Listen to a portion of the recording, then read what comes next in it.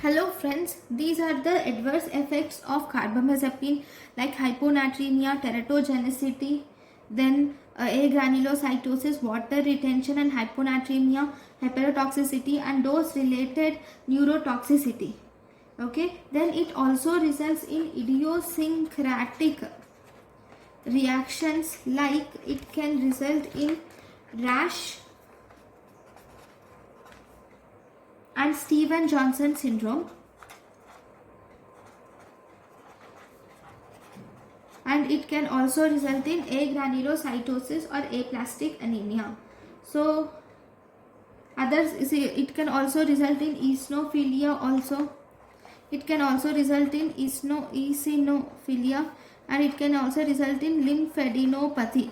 So these are the idiosyncratic reactions which you see due to carbamazepine. Thank you for watching.